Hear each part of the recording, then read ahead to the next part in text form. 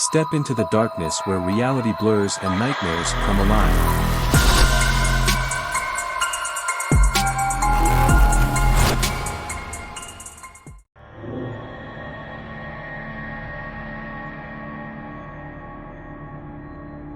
I never thought my job as a scientist would lead to such horror. It all started with our groundbreaking experiments on alien DNA, a project aimed at unlocking the secrets of extraterrestrial life. Little did we know that our curiosity would unleash a nightmare upon our small community. Our lab was tucked away in the heart of the countryside, far from prying eyes and nosy neighbors. It was the perfect location for our experiments, or so we thought. But as we delved deeper into the mysteries of alien genetics, we began to realize the true extent of our folly. It was a late night in the lab when it happened, a sudden power surge, a burst of energy that sent our equipment into overdrive. We scrambled to regain control, but it was too late.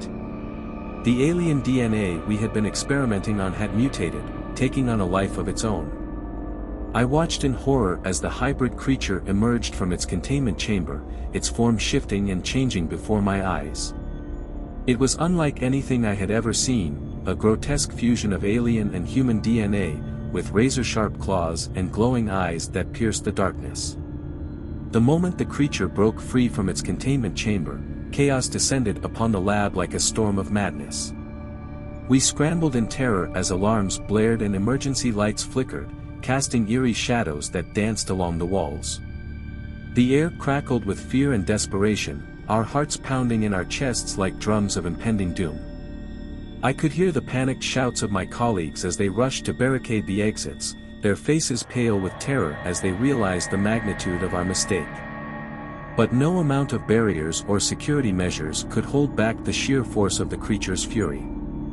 Its unearthly howls reverberated through the corridors like the screams of tortured souls, sending shivers down our spines as we huddled together in terror.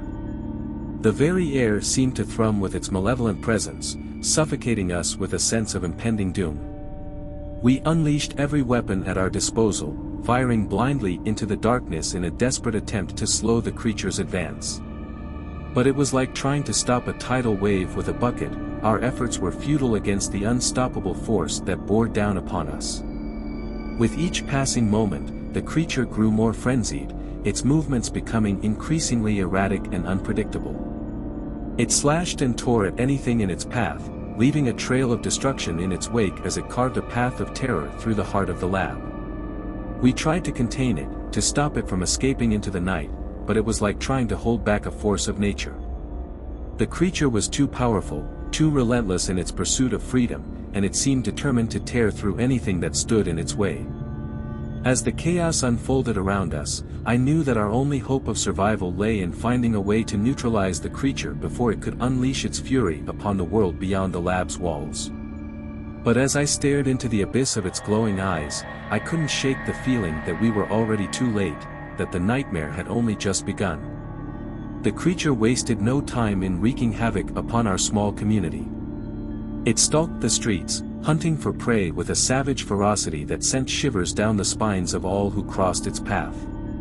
People vanished without a trace, their bodies torn apart by the creature's razor-sharp claws. We tried to warn the authorities, to explain the danger that lurked in the shadows, but no one would listen. They dismissed our claims as the ramblings of mad scientists, unwilling to accept the truth that stared them in the face. As the death toll rose and panic gripped the community, I knew that I had to take matters into my own hands. I couldn't live with the guilt of knowing that our experiments had unleashed such horror upon the world. Armed with whatever weapons we could scrounge together, my colleagues and I set out to hunt down the creature and put an end to its reign of terror once and for all. But as we ventured deeper into the night, I couldn't shake the feeling that we were walking into a trap, that the creature was toying with us, leading us into its lair to meet our doom.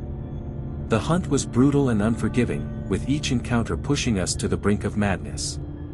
But we refused to back down, driven by a desperate need to stop the creature before it could claim any more innocent lives.